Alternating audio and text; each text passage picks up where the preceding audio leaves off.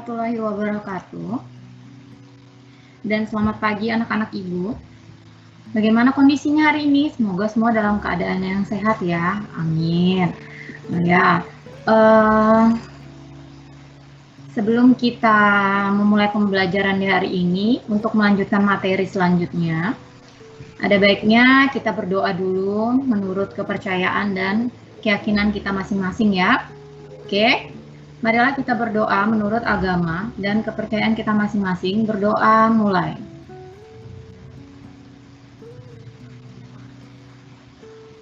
Selesai. Tidak lupa kita ucapkan puji dan syukur kehadirat Allah SWT karena pada hari ini kita masih bisa diberikan kesempatan, diberikan kesehatan, sehingga kita bisa bertemu kembali ya dalam pembelajaran daring hari ini, yaitu tepatnya pada hari Jumat tanggal 16 Oktober tahun 2020. Oke, seperti biasa Ibu ingatkan kembali, mohon kepada anak-anak Ibu, sebelum kita masuk kepada materinya silahkan alat tulisnya dipersiapkan ya. Jadi mohon dengan sangat setiap memulai pembelajaran itu alat tulis sudah dipersiapkan dengan baik. Kemudian untuk hari ini Ibu akan melanjutkan materi yang sebelumnya telah Ibu sampaikan. Jadi mohon untuk tetap fokus dalam menyimak apa yang Ibu sampaikan ya. Karena minggu depan itu kita tidak live, tapi akan ada tugas yang berhubungan atau yang terkait dengan materi yang Ibu sampaikan pada minggu lalu dan pada hari ini tentunya.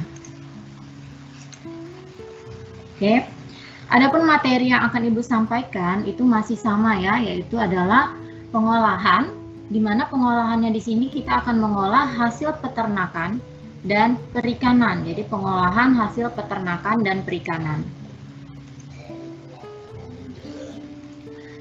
Adapun tujuan pembelajaran yang ingin kita capai, yang pertama yaitu adalah memahami pengertian jenis, manfaat, dan bahan pangan hasil peternakan dan perikanan, mengidentifikasi bahan, alat, metode, dan proses pengolahan yang digunakan pada pembuatan produk bahan pangan hasil peternakan dan perikanan. Ketiga adalah merancang pembuatan produk olahan makanan dari bahan pangan hasil peternakan dan perikanan. Oke, untuk materi yang sebelumnya itu sudah pernah Ibu bagikan di classroom ya. Oke, masih ingatkah kamu tujuan dari pengolahan bahan pangan hewani? Apa sih tujuan dari pengolahan bahan pangan tersebut? Nah, jadi tujuannya adalah untuk memperlambat kerusakan yang diakibatkan reaksi biokimia serta menghasilkan produk olahan yang secara sensorik yaitu meliputi aroma, rasa, kemudian tekstur, dan memiliki bentuk yang menarik serta bernilai gizi.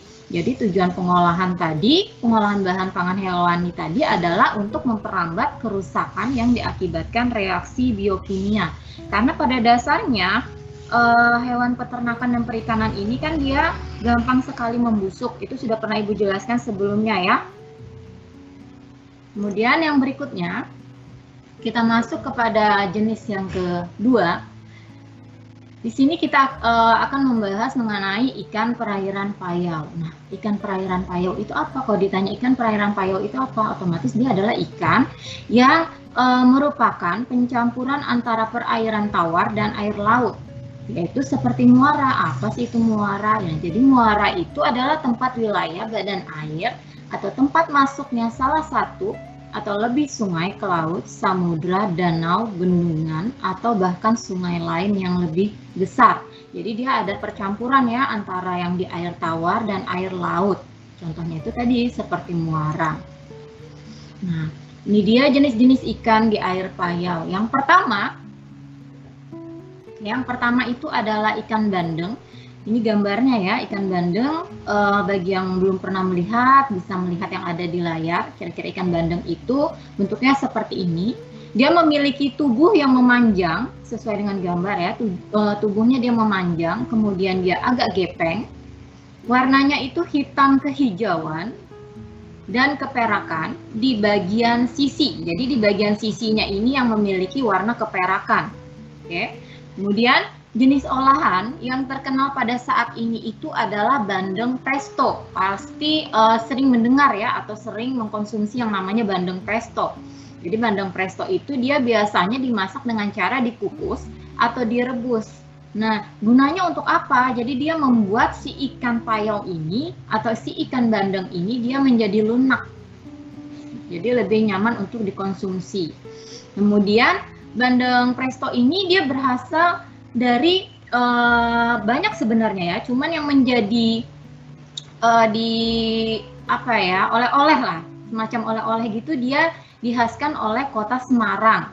Seperti yang Ibu bilang kalau Samarinda tadi punya yang namanya amplang kan, itu hasil dari olahan ikan, kemudian dendeng. Nah, itu untuk di Kalimantan. Sedangkan untuk di kota Semarang dia biasanya digunakan sebagai oleh-oleh yaitu bandeng presto tadi. Kita lanjut ke jenis yang kedua. Jenis kedua itu adalah ikan kakap. Jadi ikan kakap itu dia memiliki dua warna, ada yang berwarna merah, kemudian ada yang berwarna putih. Nah, di sini Ibu memberikan contoh gambar ikan kakap yang berwarna merah ya. Oke, jadi kalau kakap putih itu dia ikan yang mempunyai toleransi yang yang memiliki toleransi yang cukup besar terhadap kadar garam. Jadi dia sangat dia itu memiliki kekuatan pada air yang memiliki kadar garam cukup tinggi. Itu untuk yang kakap putih. Kemudian kakap itu sendiri memiliki warna merah cemerlang, kemudian mulutnya lebar, sedikit serong dengan geligi halus. Bagian atas penutup insang terdapat lubang kuping bergerigi. Kemudian jenis olahannya apa saja? Jenis olahannya itu dia biasanya diolah menjadi ikan frozen food. Contohnya itu seperti apa saja? Ada otak-otak, kemudian siomay, kemudian nugget. Kira-kira seperti itu ya jenis olahannya yang biasa atau yang umumnya ada di Indonesia. Kemudian yang berikutnya itu adalah ikan perairan laut. Nah, ikan perairan laut itu adalah ikan yang hidup di laut dengan salinitas di atas 30 ppm. Salinitas itu adalah tingkat keasinan atau kadar garam terlarut dalam dalam air. Oke, salinitas itu adalah tingkat keasinan atau kadar garam yang terlarut dalam air. Kandungan gizi ikan di laut pun biasanya itu sangatlah lengkap dan dia juga memiliki banyak sekali manfaat ya untuk kesehatan.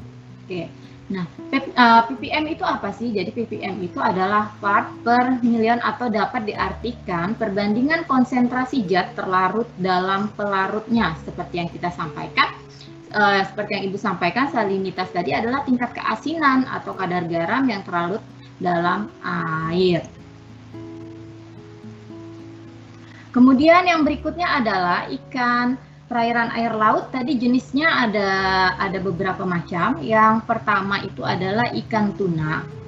Ikan tuna itu adalah ikan perenang, ukuran tubuhnya itu kisaran antara 100 sampai dengan 225 cm. Nah, ini contoh dari ikan tuna. Jadi dia tubuhnya itu kisaran antara 100 sampai 225 cm. Nah, ini ciri-ciri tubuhnya itu dia tertutup oleh sisik kecil, kemudian berwarna biru tua, agak gelap pada bagian atas tubuhnya. Sebagian besar memiliki sirip tambahan yang berwarna kuning cerah dengan pinggiran berwarna gelap. Nah, hasil olahannya apa saja? Hasil olahannya itu biasanya berupa filet ikan, kemudian stik tuna, kemudian ikan kaleng. Nah, itu macam-macam jenis olahan dari ikan tuna tadi. Yang berikutnya adalah ikan tenggiri. Ikan tenggiri memiliki tubuh yang memanjang dan pipih. Jadi dia ukurannya itu memanjang dan pipih, bersisik kecil dan tipis dengan warna tubuh belang-belang biru gelap. Ikan tenggiri bermulut besar dengan taring yang tajam. Nah, dia juga hidupnya secara berkelompok. Kemudian dia tidak jauh dari pantai. Ini contoh dari ikan tenggiri ya. Nah, untuk ukuran ikan tenggiri bisa mencapai 1 sampai 2,2 meter. Hasil olahannya itu apa saja? Ikan tenggiri itu biasanya diolah menjadi siomay, kemudian kerupuk, kemudian bakso dan empek-empek, biasanya seperti itu. Kalau yang ini biasa kalian konsumsi ya. Yang berikutnya itu adalah ikan kembung. Jadi ikan kembung itu termasuk ikan kecil yang memiliki nilai ekonomis cukup tinggi atau cukup baik. Nah, ikan kembung ini memiliki warna biru kehijauan di bagian atas dan bagian bawahnya itu dia berwarna putih kekuningan. Kemudian ada 2 baris totol hitam pada punggung, 1 totol hitam dekat sirip dada, dan bagian warna gelap memanjang di atas garis rusuk, 2 ban warna keemasan di bawah garis rusuk. Nah, ini contohnya ya. Kemudian sirip ekor dan dadanya itu berwarna kekuningan. Sirip-sirip lain bening kekuningan. Ikan ini memiliki panjang maksimum 35 cm dengan panjang rata-rata 20 sampai dengan 25 cm. Biasanya ikan kembung itu diolah dengan cara digoreng, kemudian diolah menjadi bumbu balado, kemudian bumbu kuning, atau yang biasanya kalau di sini disebutnya dengan pindang. Jadi dia dimasak dengan bumbu kuning, ya, atau dengan kunyit. Berikutnya, tahukah kamu mengapa udang dan cumi-cumi termasuk dalam jenis ikan? Sekarang Ibu jelaskan dulu ikan itu apa. Jadi ikan itu adalah anggota vertebrata poikilotermik atau berdarah dingin yang hidup di air dan bernapas dengan insang, bernapas dengan insang. Nah, jadi kenapa sih si udang tadi dan cumi-cumi tadi termasuk dalam kategori jenis ikan? Kenapa? Karena ia tadi bernapas dengan insang. Nah, jadi sudah jelas ya kenapa udang dan cumi-cumi itu termasuk ke dalam jenis ikan. Selain dia merupakan anggota vertebrata yang berdarah dingin, dia juga hidup di air dan bernapas dengan insang. Kemudian yang berikutnya, ikan perairan laut. Yang pertama adalah udang. Nah, udang adalah binatang yang hidup di perairan. Udang ini dapat ditemukan di hampir semua genangan air, baik itu yang berukuran besar, kemudian dia bisa ditemukan di air tawar, payau, ataupun asin. Nah, banyak sekali jenis udang yang ada di pasaran ya. Jadi kita bahas udang-udang yang ada di Indonesia saja ya. Kemudian udang itu hanya bertelur di habitat air laut setelah dia menjadi dewasa. Udang betina mampu menelurkan berapa? 50.000 hingga 1 juta telur dan akan menetas setelah 24 jam menjadi larva. Nah, larvanya di sini disebut apa? Nauplius. Tolong diingat ya, atau digarisbawahi atau dicatat pada bukunya. Kemudian larva ini kemudian bermetamorfosis menjadi zoa dan memakan ganggang liar. Prosesnya ini berlangsung selama 12 hari. Dan pada tahap ini udang muda yang disebut benur itu siap dibudidayakan. Jadi udang muda yang bisa dibudidayakan itu disebut dengan benur.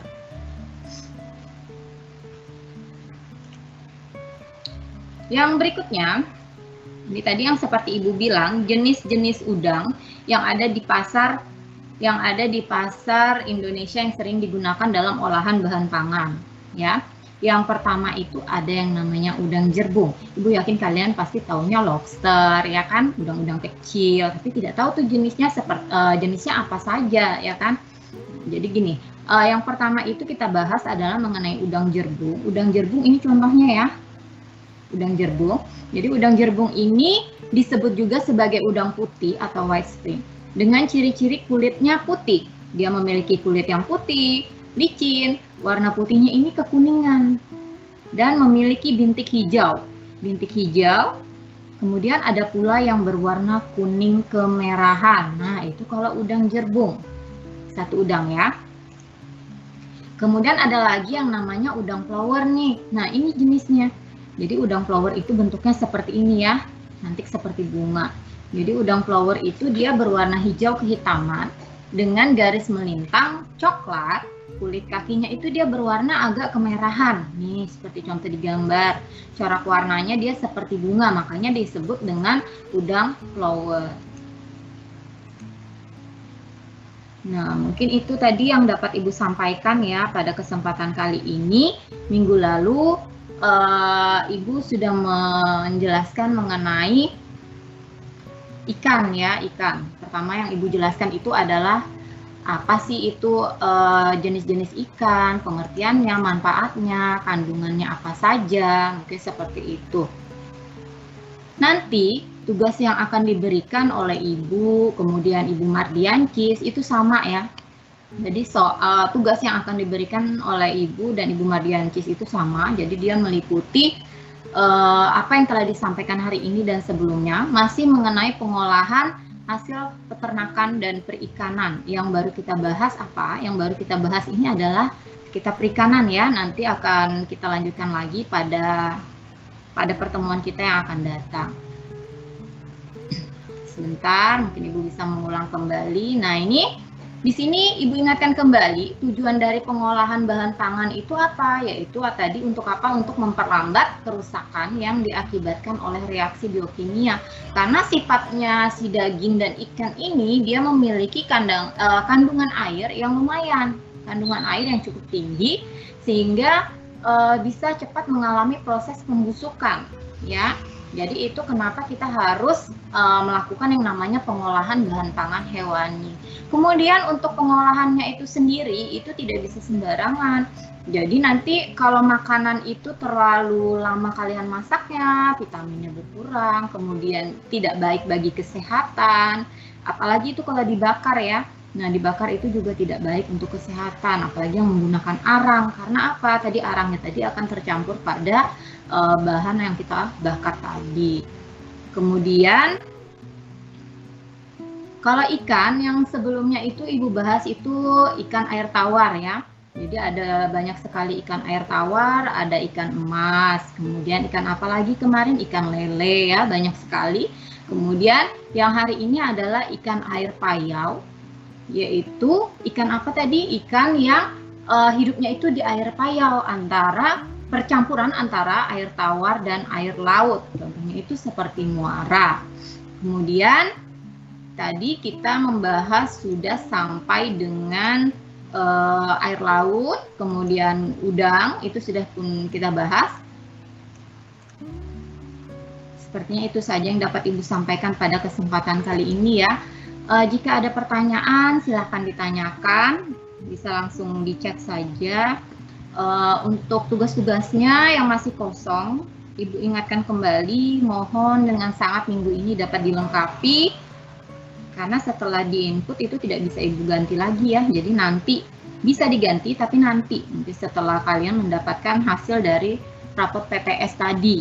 Nah, untuk PTS itu kan nilainya ada yang di bawah KKM tuh. Nah, itu ada banyak sekali siswa yang bertanya, Bu, apakah ini nanti akan ada remedi? Iya, nanti akan ada perbaikan untuk nilai PTS tersebut. Tapi sementara nilai PTS yang akan dilampirkan di rapot itu adalah murni nilai asli ya. Jadi ya seperti itu tadi. Silahkan dilengkapkan tugas-tugasnya, dikirimkan langsung ke Ibu, karena Ibu tetap akan memberikan nilai 0 jika tugasnya itu tidak terpenuhi. Mungkin itu saja.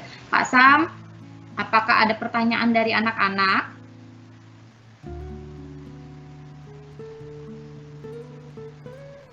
Sepertinya tidak ada pertanyaan ya sayang ya. Oke, mungkin seperti ini. Ibu ingatkan kembali pada saat live, usahakan kalian sudah menyiapkan alat tulis ya. Jadi nanti apa yang kalian bingung, apa yang menurut kalian susah, itu silahkan dicatat, silahkan jawab ke Ibu, silahkan ditanyakan langsung. Untuk tugas-tugas Ibu tetap akan memberikan pada classroom, kecuali masa dari tugas itu sudah terlalu lama, itu akan Ibu hapus, dan otomatis kalian harus mengirimnya lewat Wapri ke Ibu langsung ya. Mungkin seperti itu. Kemudian untuk ulangan nanti akan dikabarin lagi. Yang jelas minggu depan ada tugas yang menanti kalian. Tolong dikerjakan dengan baik. Perhatikan instruksinya. Apakah tugas itu diketik ataupun ditulis tangan. Jadi tolong diamati baik-baik ya. Nanti jika sudah, silahkan langsung diupload pada classroom masing-masing. Mungkin itu saja yang dapat Ibu sampaikan pada kesempatan kali ini. Kurang lebihnya Ibu mohon maaf apabila ada kesalahan dalam penyampaian. Ibu ucapkan wassalamualaikum warahmatullahi wabarakatuh.